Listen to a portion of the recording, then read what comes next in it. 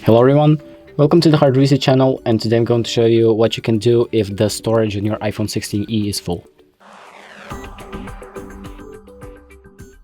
So your phone storage can get full by just taking a lot of photos or downloading apps and files, and if you filled it all up and you don't have any more space, what you can basically do is just get any sort of iCloud or just cloud-based storage subscription by selecting Google Drive, Dropbox, Microsoft OneDrive, or you can just get the built-in iCloud subscription by just going to settings and looking up iCloud, clicking on iCloud Apple account, and you can click on upgrade to iCloud Plus to get more gigabytes. And that's about it. You can basically, in short, you can just purchase a cloud-based storage subscription. That's about it.